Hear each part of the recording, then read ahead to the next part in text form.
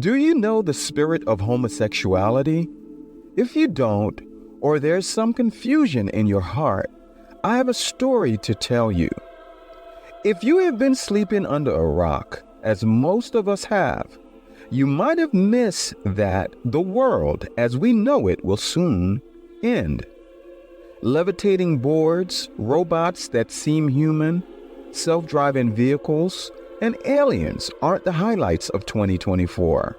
It's a war among nations, the downpouring of catastrophic weather of biblical proportions, more and more people being left out in the cold by the system, increasing spiritual attacks and demon possessions, humans that seem to be robots, and everybody's secrets being revealed.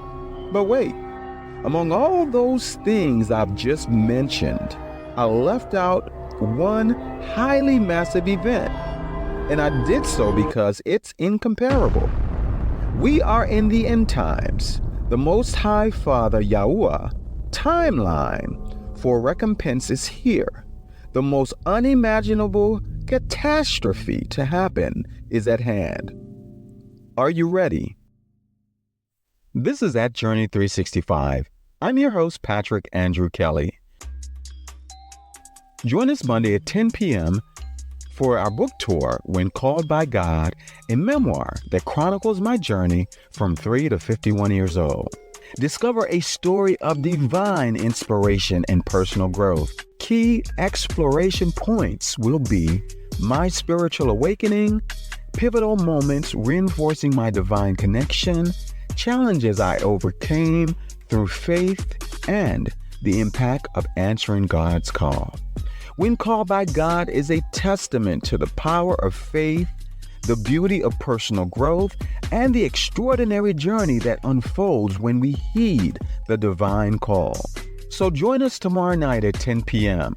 And thank you in advance for listening and spreading the word. This experience will be transformative and impactful. The book, When Called by God, a memoir that chronicles my journey from 3 to 51 years old, is available in hardcover, paperback, digital, and audiobook worldwide through online retailers Amazon, Google, Books A Million, and many others. You can pick up these titles in print by visiting uslmag.com. That's uslmag.com. Get a copy of the digital version visiting magster.com.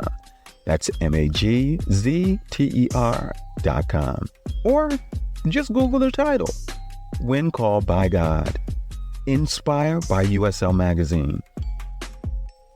When Called by God, the coffee table book with select chapters from the memoir, is also available in print. Order online at uslmag.com or magcloud.com. That's uslmag.com or magcloud.com. Here's a recap of Season 1 and its most profound revelations. A little over 3 months ago, I was awakened from a dream I fully remembered. It was a conversation between myself and God, but it felt like it was face to face and yet in the most subtle and peculiar way.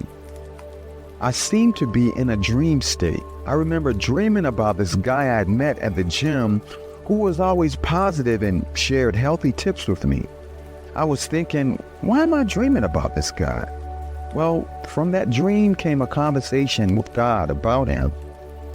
I asked God, why was I dreaming about this guy? A guy I had hardly known. God said, I want you to get him a gift. I said, a gift? I said, Lord, why do you want me to get someone I hardly know a gift? I said, God, what kind of gift do you want me to get this guy? God showed me a vision in my mind of a gold chain with a cross. Then God said, he has major trust issues that stem from things that happened to him in the past. We hardly know each other and stuff like that, but I said, God instructed me to get you a gift. God also told me that you have major trust issues that stem from the past. And the guy, he looked away And then he looked back at me and he said, man, usually I'm the one giving people gifts. He said, nobody ever give me anything. And he was like, I've been dealing with, some stuff that happened to me between me and my dad from the past. And it has been the thing that has caused me to not be able to have relationships. Like every relationship that I've had with a girl never lasts because of major trust issues that stem from the past. And he kind of looked at me in astonishment, because he was like, whoa, who's this like God that doesn't know me, just total strangers, like coming up to me and was like telling me this. What God told me, not that I doubted him, but was just that I had this connection with God from a kid, and I still had it. And this is what this show, this podcast is all about. It's us being 100% authentic in who we are and telling our trueness so that others can connect to us. As I laid there in bed, the journey of my life began flashing before my eyes, revealing things I had done in the past I had long since forgotten. And as this was happening to me, I became extremely overwhelmed. Some of those memories were deeply buried in the far recesses of my mind, yet they came flowing out like someone turned on a faucet. God began speaking to me, telling me that he has molded me since I was 3 years old with this moment. God said everything I had gone through, the good, the bad, and the ugly, was to prepare me for this day. He said, I see how you pray for people just meeting them or passing them on the road. Something you didn't have to do, but you did it anyway. I just laid there in bed and began bawling uncontrollably. When I was a kid and growing up, I didn't receive a lot of love from my mom and from my stepdad or from my real dad, who still lives in Jamaica till this day. As tears began flowing down my face, I felt like I was transcending. I felt like I was having an out-of-body experience. It was something that was happening to me that I couldn't explain, and I was feeling mind blown, and I was overloaded. God told me that we are in the last days. I'm sorry, I just got a little old. God told me that we are in the last days, and that within 2.5 years from now, life as we know it would become even more devastating than now that we see people who are coming outside of themselves and revealing who they truly are. God said, I want you to be the message to draw people to him. I said, Lord, how can I be the message when I've lied and cheated, stole? I said, Lord, how can I be the message when I've lied, cheated, and stole, and even laid down with men?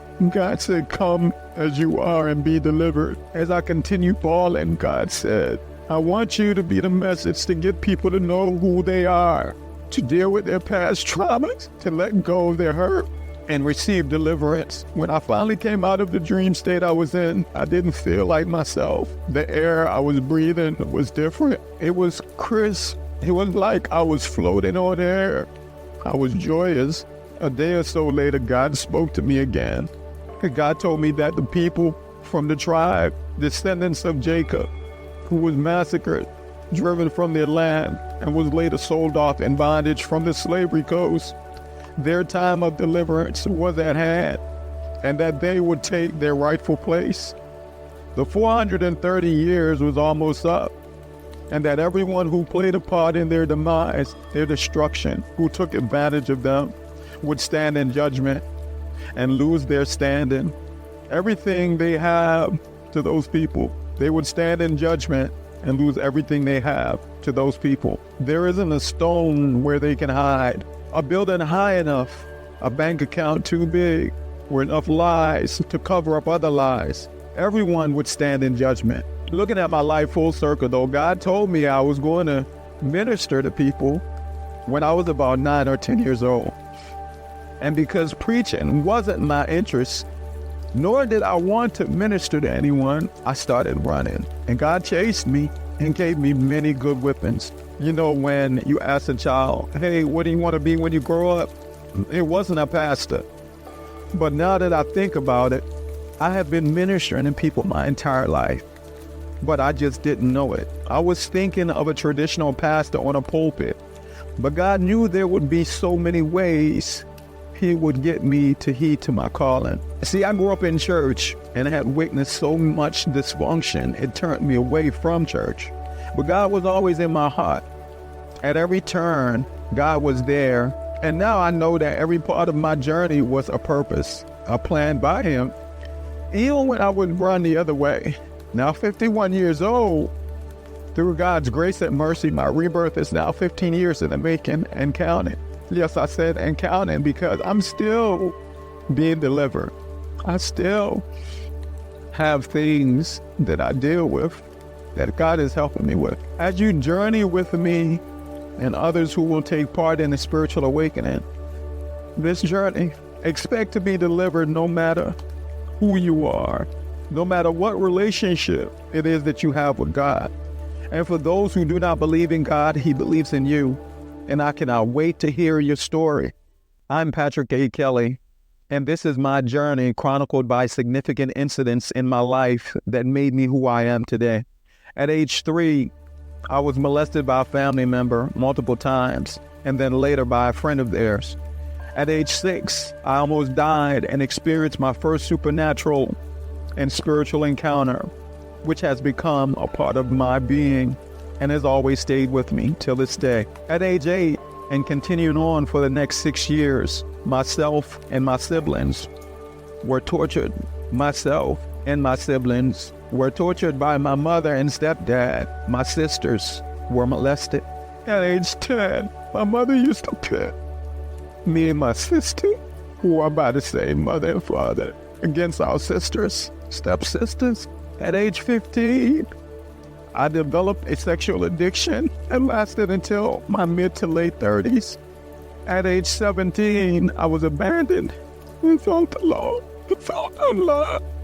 And with all the trauma I had experienced in my life, this experience, it seemed different. And yes, I felt unloved. At age 18, I experienced a mother's love from a stranger. At age 18, my then girlfriend, whom I had lost my virginity to, told me she cheated on me with a friend of mine. And as I sat on the bed, I began crying, and I felt like a part of me was disappearing. That day marked the final blow to my brokenness. And for 21 years, I was so many things. And I didn't have any strength in my body. It got so bad. I asked God, I said, Lord, I'm ready to go. God was like, it's not your time. It's not your time. I lost everything I had. It was one of the worst moments of my life. But He renewed my body. When I came through that, I felt like a brand new person.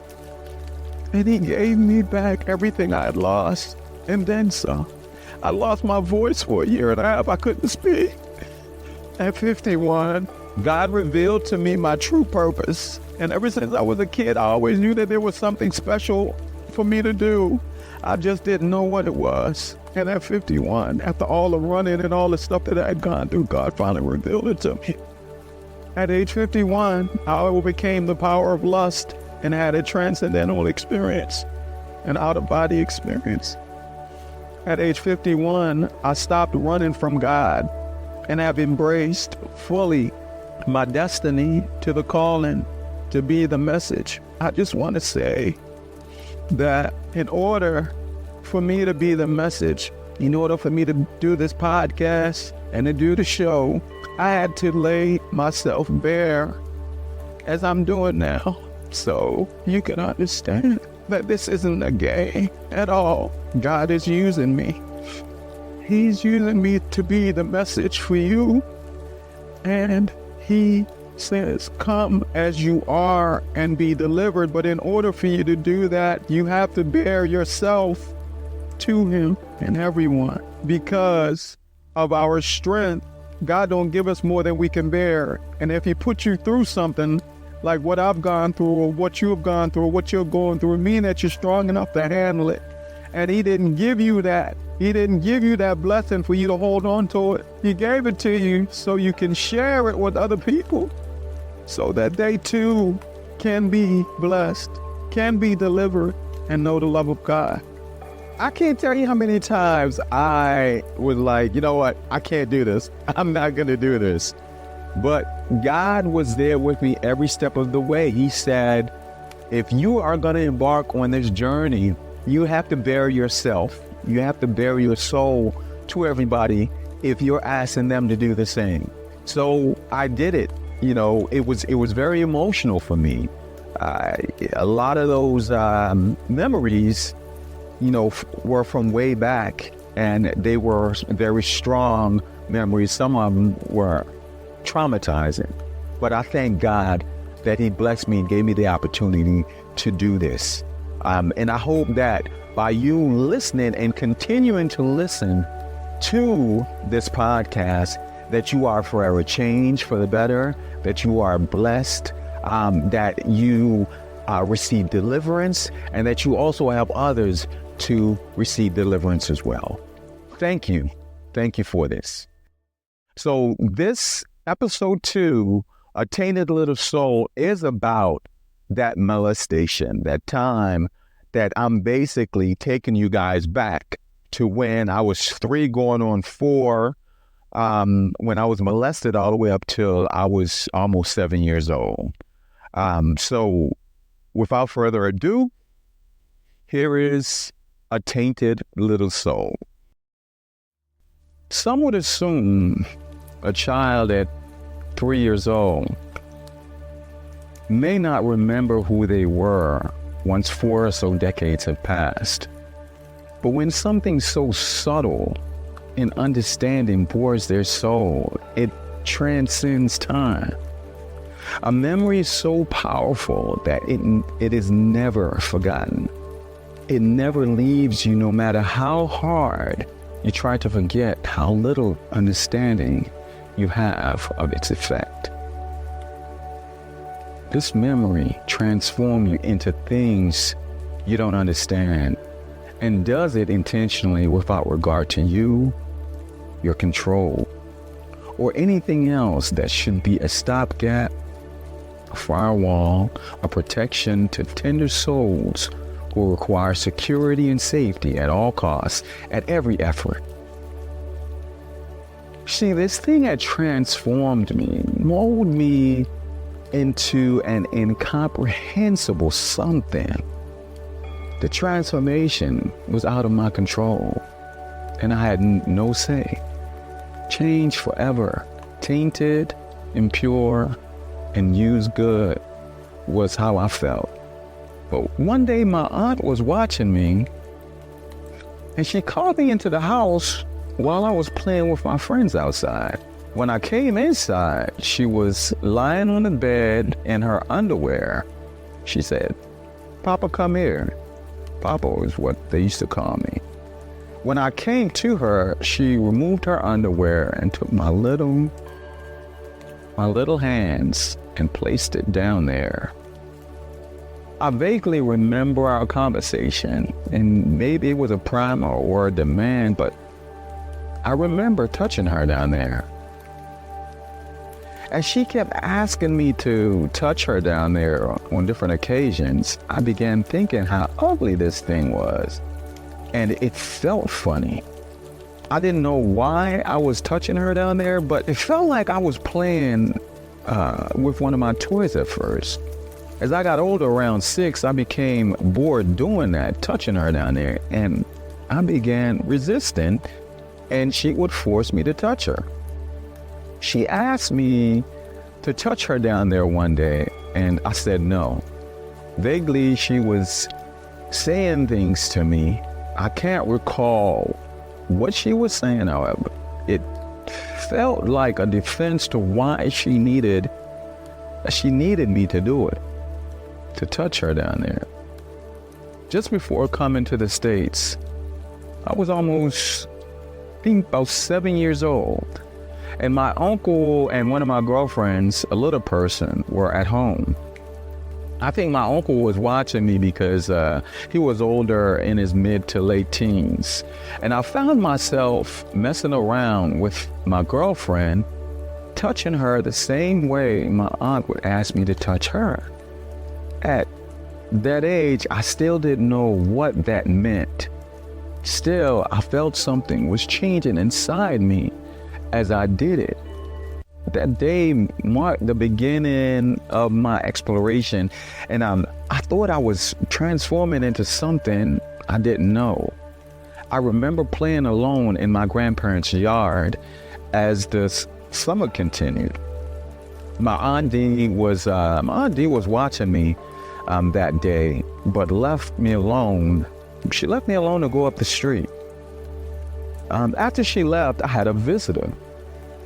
A young lady who said that she knew my Aunt D came by the house and coerced me to go with her by telling me how she knew my aunt.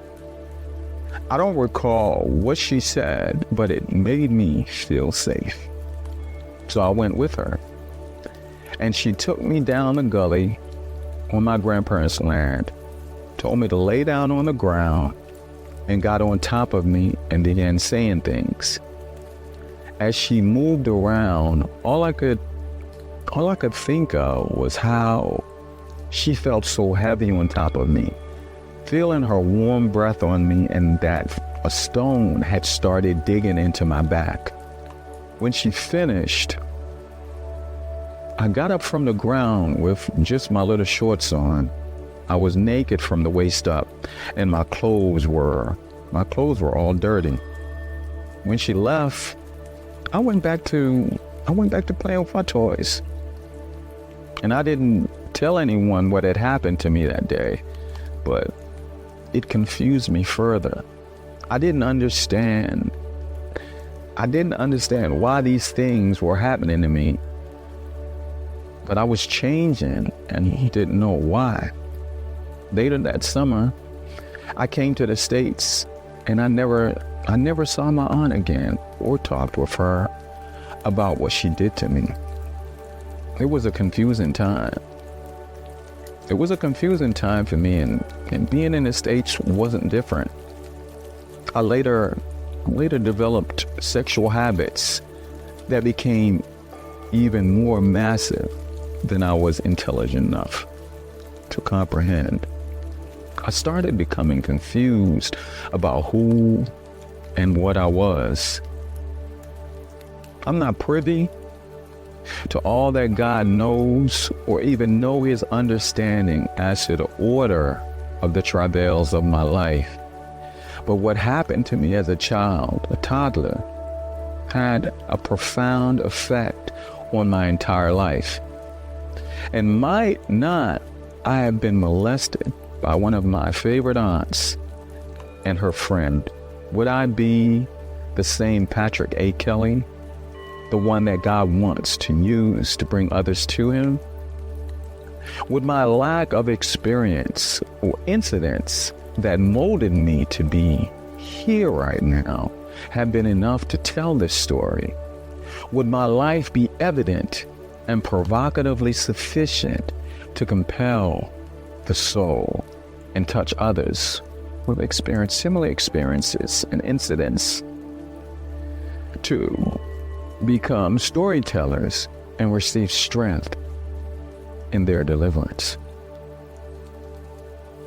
I'm quite sure there are many of you out there who something similar may have happened to you, or maybe something even worse. And because it frightens you, you're afraid of it, or you don't want to deal with it, you bury it far in the back of your mind. I just want to let you know that it's okay.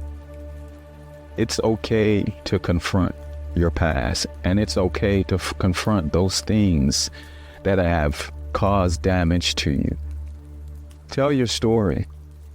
Tell your story like I'm telling my story, and become delivered. Tell your story. and become delivered through God.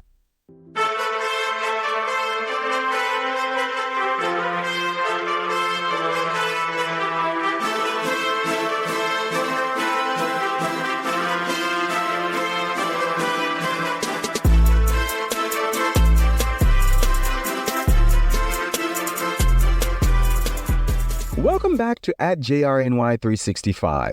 I'm your host, Patrick Andrew Kelly. Before we get started tonight, please join me in an open prayer. Father YAHUAH, we thank you for your grace and mercy. We thank you for your wisdom, love, caring, and understanding in these perilous times. Father YAHUAH, we thank you for our increased courage and faith. We thank you for your understanding above all. We thank you, Father YAHUAH, for allowing us to become better than who and what we were the day before and to help others to do the same. We thank you, Father YAHUAH, for allowing us to be here right now to witness your prophecies come to fruition. We thank you for your word because we know it will never return void. Father YAHUAH, we thank you for covering and keeping us through all manner of sin and evil, both seen and unseen.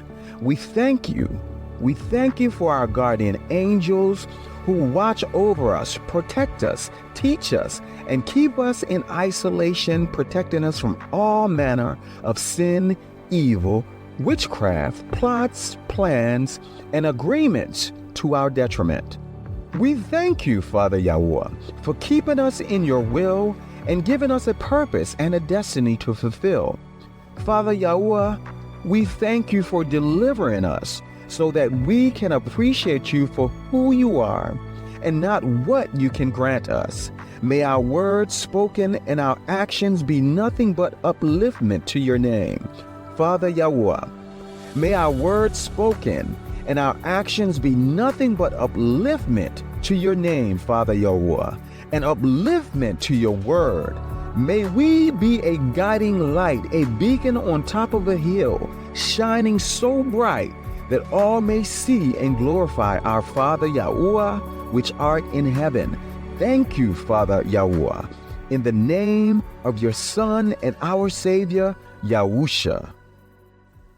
Welcome to Season 2 of @JRNY365. We're at a new time streaming at 10 p.m. every Friday night, and we also going to be streaming on Sunday night and also doing the When Called by God virtual tour book reading from Monday to Thursdays. So join us then. Each of those days we will be streaming at 10 p.m. We have assembled a series for you. The topic for the entire season is the Spirit of Homosexuality, and we will delve into a subject so sensitive, even AI didn't want to have anything to do with it. This season explores the transformative power of the Spirit of Homosexuality and how it has become a cultural icon, converting even the toughest deniers.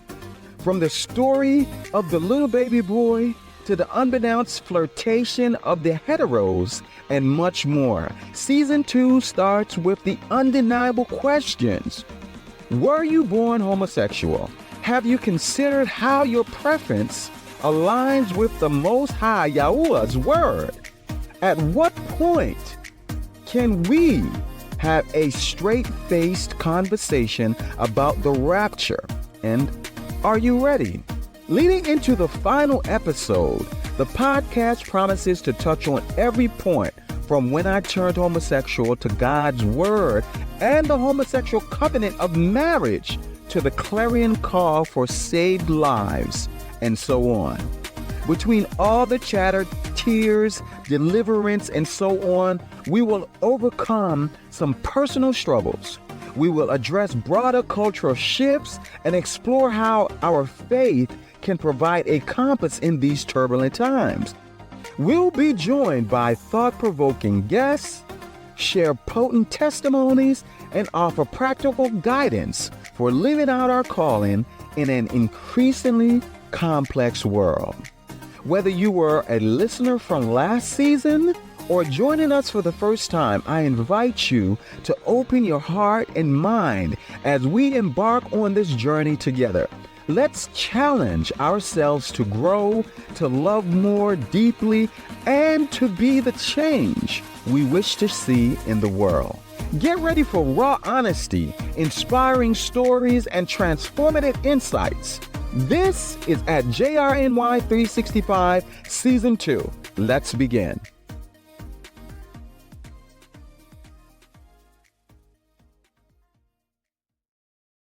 Thank you for joining us tonight. I'm your host, Patrick Andrew Kelly. We're at our mid-season break, so we will restream episodes 1, 2, 3, and 4 tonight, 5, 6, 7 on Friday, November 29th at 10 p.m., and the final 3 episodes on December 1st at 10 p.m.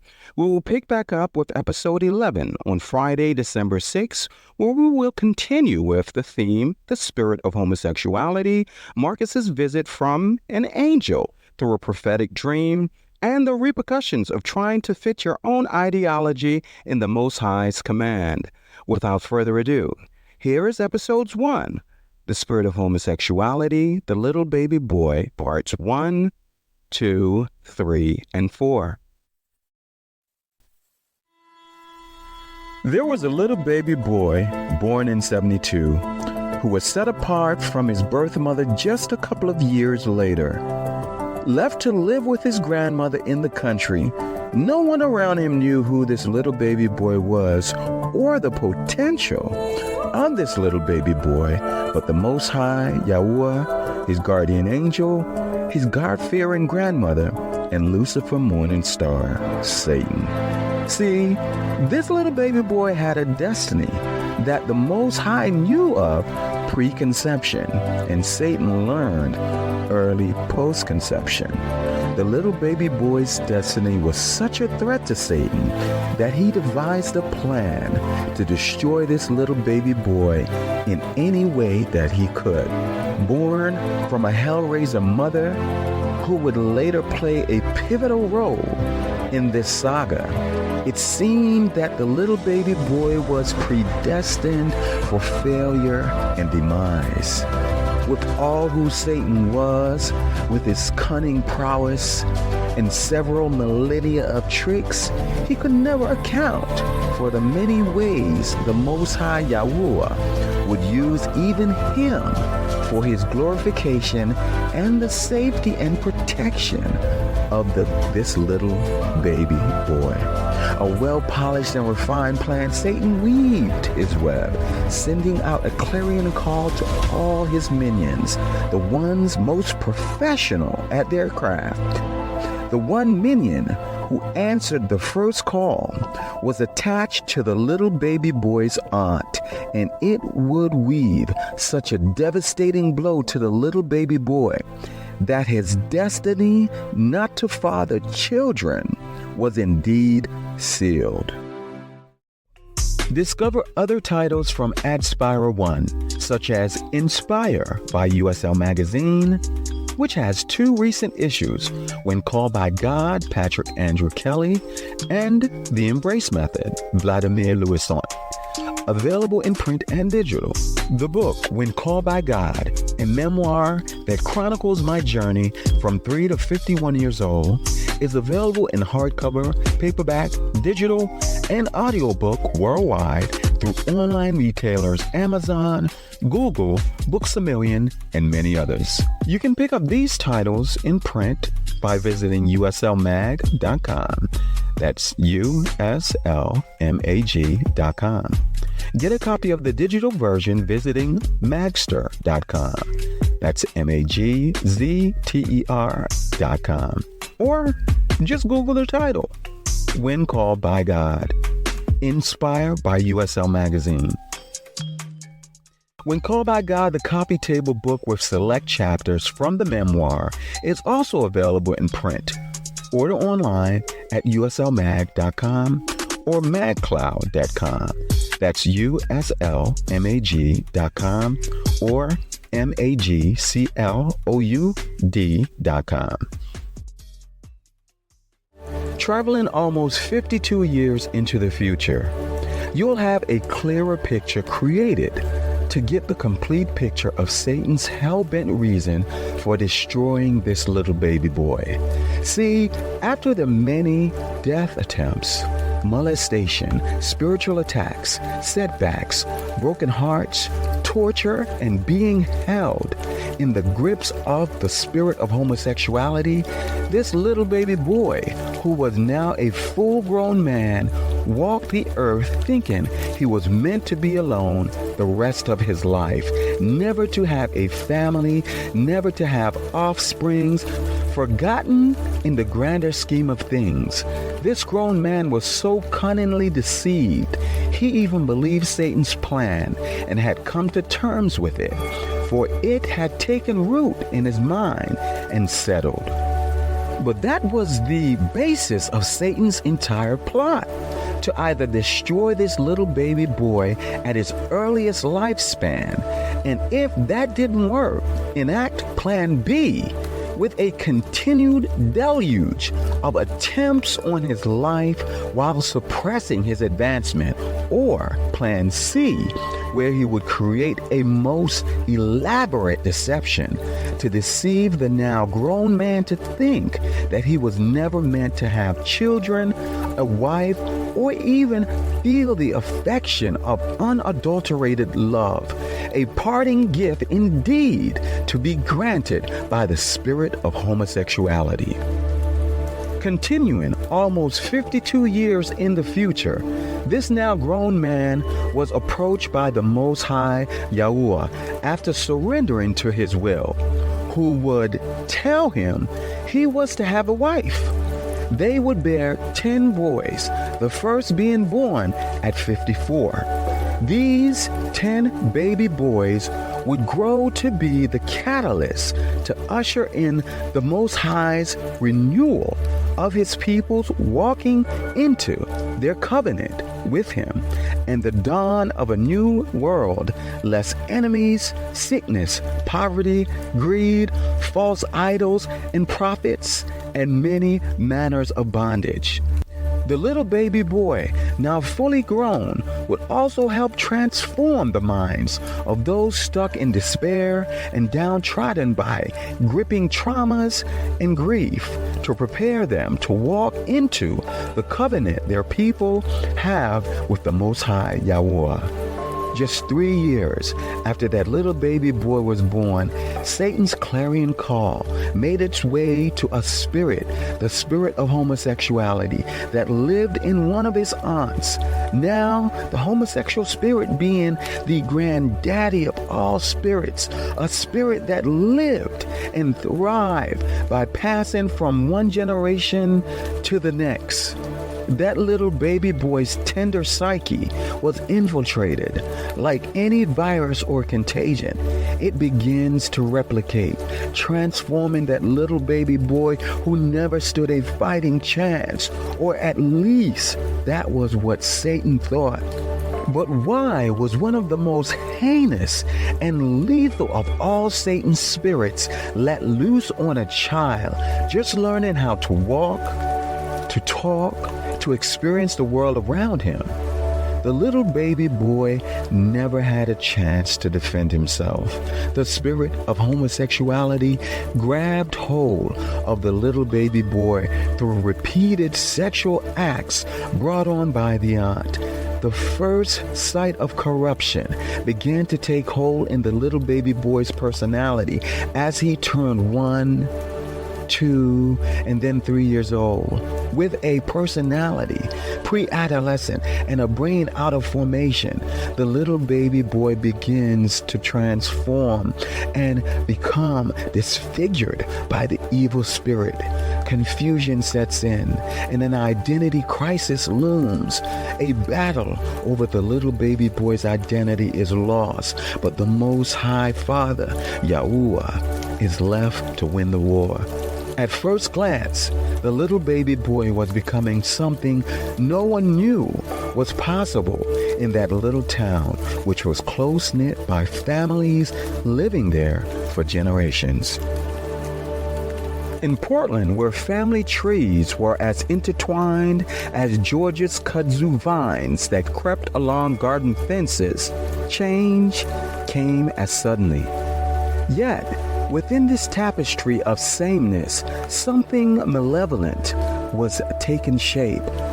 This transformation would challenge the town's carefully maintained life patterns, beginning with the little baby boy who didn't quite fit the mold. At first glance, the little baby boy was becoming something no one knew was possible in that little town, which was close-knit by families living there for generations. His story began to unfold one summer afternoon beneath the watchful eyes of his grandmother's hibiscus sabadarifa bushes, where neighborhood children gathered to play their usual make-believe games. It was there, amidst the laughter and the golden sunlight filtering through the breadfruit trees, that the first glimpse of difference emerged. The child, no more than 3 or 4 years old, ran wild in the yard wearing a dress that had somehow found its way from someone else's dress-up box onto his small frame. The other children barely noticed, absorbed in their play, but the adults who witnessed it felt an inexplicable unease ripple through their carefully ordered world. As silent as the little baby boy's secret life of adult play, he lived in 2 worlds, one with his dear grandmother and the other with his aunt. Someone had to have placed the dress on that little baby boy, or would have questioned it out of concern. Someone should have known that the little baby boy was being messed with by his aunt, even before the memory of the whole ordeal presented itself in his first memories. The child's inner world grew increasingly complex as seasons changed and years accumulated. In the liminal space between childhood and adolescence, he navigated a labyrinth of identity that few could understand. His dreams became elaborate tapestries woven with threads of alternate possibilities, visions of himself as someone's wife, wearing flowing dresses and experiencing life from a simultaneously foreign and profoundly familiar perspective.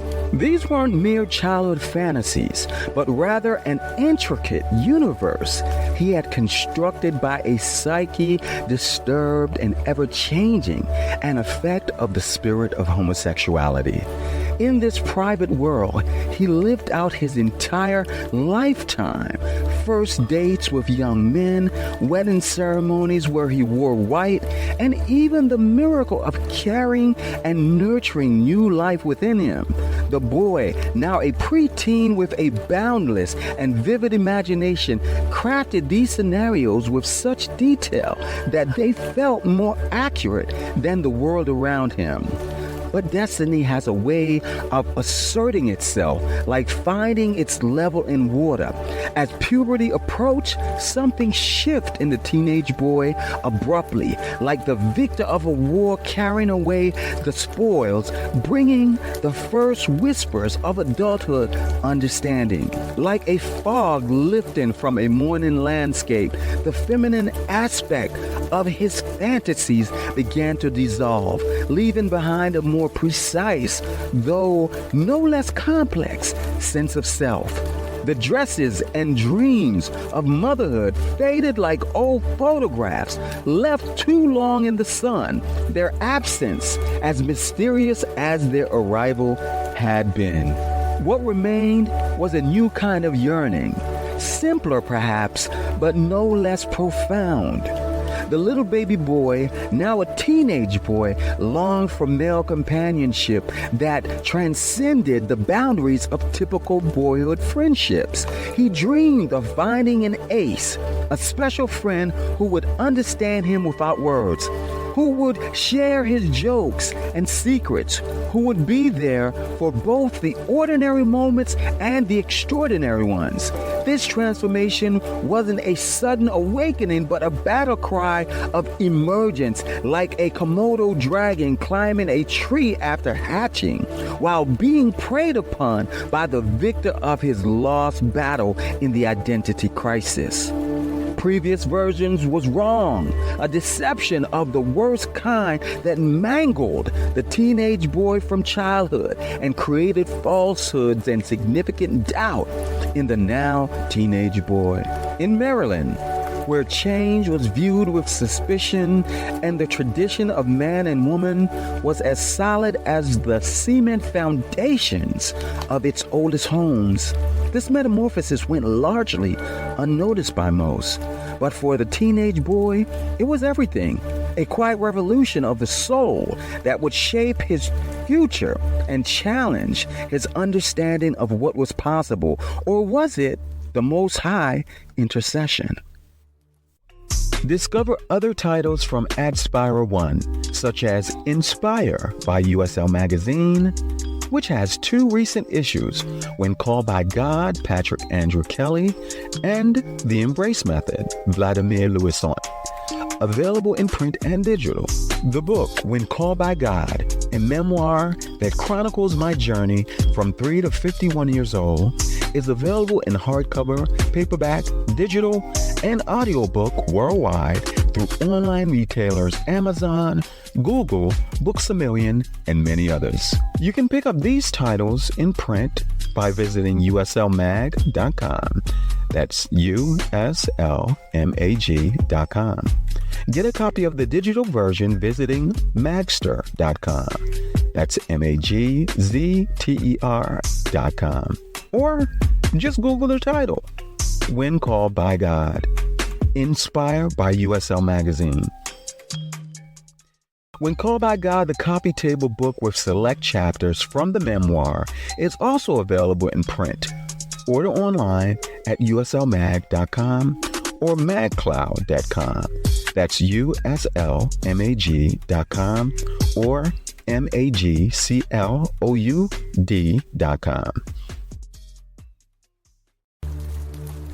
As the teenage boy dealing with a new predatory and pervasive personality harbinger, and still not having experienced the lustfulness of sex and all its trappings, he prayed and he cried to God to take these feelings from him, for he knew the feelings weren't his own.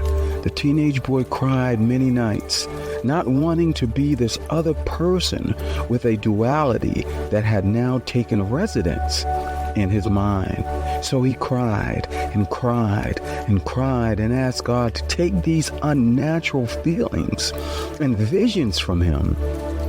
Although he no longer envisioned being a woman and all that natural women had to endure, there was something that was pressing on the teenage boy's fragile psyche. This spirit was relentless and cunning. He prayed and prayed until he gave up, and the teenage boy accepted defeat. He was battle-torn and bruised beyond recognition. Whatever his initial personality should have been, that was long gone and never seen again. Staggering through the years, zombie-like, and sometimes thinking someone else had taken over his body, the now young adult man would become a graduate of all that the spirit of homosexuality had confirmed him to be. Like a possession, the young man's personality rested on what Satan assumed would be a great accomplishment by his minion, the spirit of homosexuality. He had been copied over by the spirit of homosexuality and left with someone else altogether residing in his body.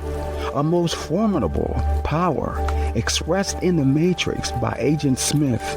The spirit of homosexuality didn't stop there.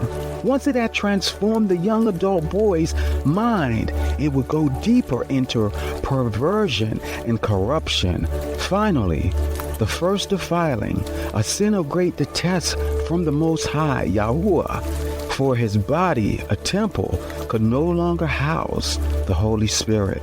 But there was a remnant hope of what the little baby boy, now a young adult man, was or should have been lingering in the deep recesses of his mind. See, the Most High knew that once Satan had discovered that this little baby boy would one day grow up to help defeat him, it was like the golden child all over again. The little baby boy wasn't as lucky as the child in the movie, or was he? All that Satan was and would become to this little baby boy, who is now a teenage boy, he could not take his life like he tried to. There was a limit Satan could go. The Most High would never permit him to go that far. For all his power, he could never and would never surpass the convictions of the Most High YAHUAH's command. 52 years into the future, the now adult man, who had never been married or fathered a child, was told by the Most High YAHUAH that he would have a wife and they would bear 10 boys, the first at 54. Astonishment set over him. As a teenage boy, even consumed with the throes of the spirit of homosexuality, he would dream of being a father, having sons from every nationality in the world. It was all a dream that he wished was real nonetheless. Staggering with excitement, reprieve, and atonement, the adult man felt heard by God he thought had abandoned his request for a wife and kids. But he now knew that was so far from the mind of a father who would allow his child to go through struggles and suffering of the worst kind, only to remake him into a valiant ambassador for his purpose.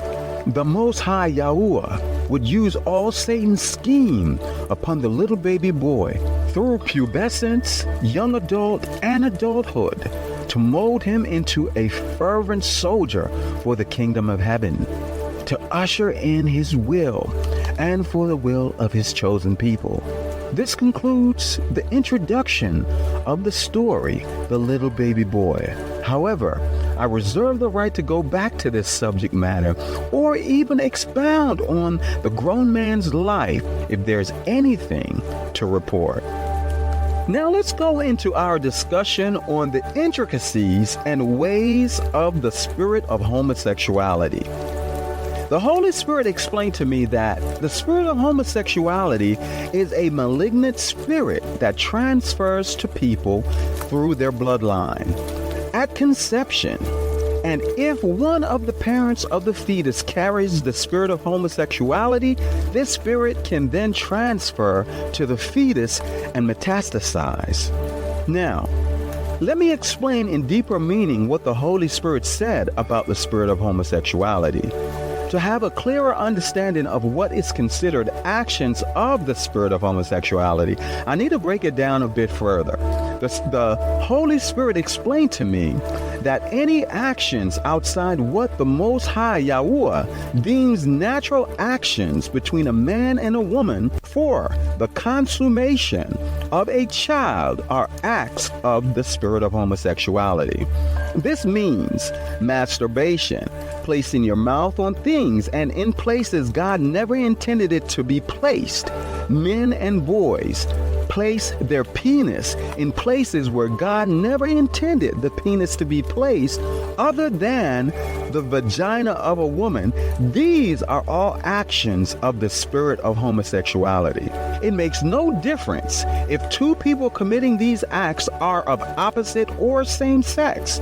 Those are considered all acts of the spirit of homosexuality.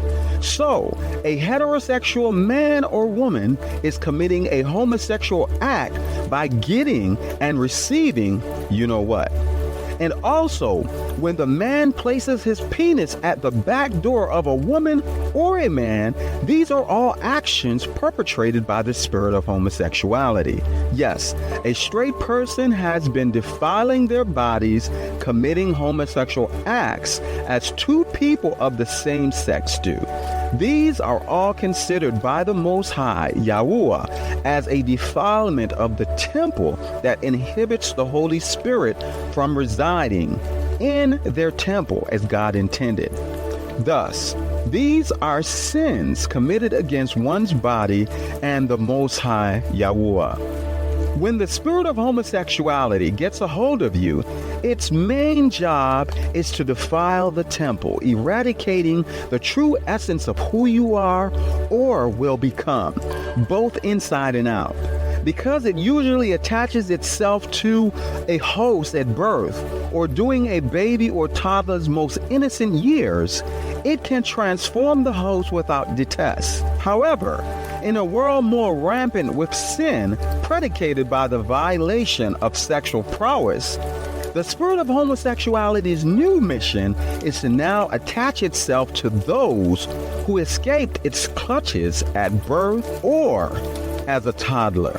On a mission to defile more and more hosts, especially the Most High's chosen people, Satan uses people's suffering and hardship to barter away their innocence of the worst sin that one can commit to their body, defilement. It is one of Satan's greatest weapons, for it has infiltrated every aspect of civilization, culture, and spiritual norms, and has become a stronghold. This is At Journey 365. I'm your host, Patrick Andrew Kelly. Join us Friday at 10 p.m. to continue our series, The Spirit of Homosexuality. Join us Monday at 10 p.m. for our book tour, When Called by God, a memoir that chronicles my journey from 3 to 51 years old. Discover a story of divine inspiration and personal growth. Key exploration points will be my spiritual awakening, pivotal moments reinforcing my divine connection, challenges I overcame through faith, and the impact of answering God's call. When Called by God is a testament to the power of faith, the beauty of personal growth, and the extraordinary journey that unfolds when we heed the divine call. So join us tomorrow night at 10 p.m. And thank you in advance for listening and spreading the word. This experience will be transformative and impactful. Discover other titles from Adspire One, such as Inspire by USL Magazine, which has 2 recent issues, When Called by God, Patrick Andrew Kelly, and The Embrace Method, Vladimir Louison. Available in print and digital. The book, When Called by God, a memoir that chronicles my journey from 3 to 51 years old, is available in hardcover, paperback, digital, and audiobook worldwide through online retailers Amazon, Google, Books A Million, and many others. You can pick up these titles in print by visiting uslmag.com. That's uslmag.com. Get a copy of the digital version visiting magster.com. That's magzter.com. Or just Google the title, When Called by God, Inspire by USL Magazine. When Called by God, the copy table book with select chapters from the memoir is also available in print. Order online at uslmag.com or magcloud.com. That's uslmag.com or magcloud.com. Have a good night, and may YAHUAH guide and keep you all. Patrick A. Kelly owns a copyright in and to all content in and transcripts of At Journey 365 podcast, with all rights reserved, as well as his right to publicity. You are welcome to share the transcript up to a maximum of 400 words in media articles such as the AJC and other notable media platforms, on your personal website, in a non-commercial article or blog post, and or on a personal social media account for non-commercial purposes, provided that you include attribution to At Journey 365 podcast and link back to the At Journey 365 podcast URLs. Media outlets with advertising models are permitted to use excerpts from the transcript per the above. No one is authorized to copy any portion of the podcast content or use Patrick A. Kelly's name, image, or likeness for any commercial purpose or use, including without limitation, inclusion in any books, ebooks, book summaries or synopsis, streaming media, TV, film, or on a commercial website or social media site, such as Facebook, Twitter, Instagram, Threads, TikTok, X, etc., that offers or promotes you or another products or services. For the sake of clarity, media outlets are permitted to use photos of Patrick A. Kelly from the Journey 365 podcast or licensed photos of Patrick A. Kelly from commercial image platforms. Content shared from tim.blog.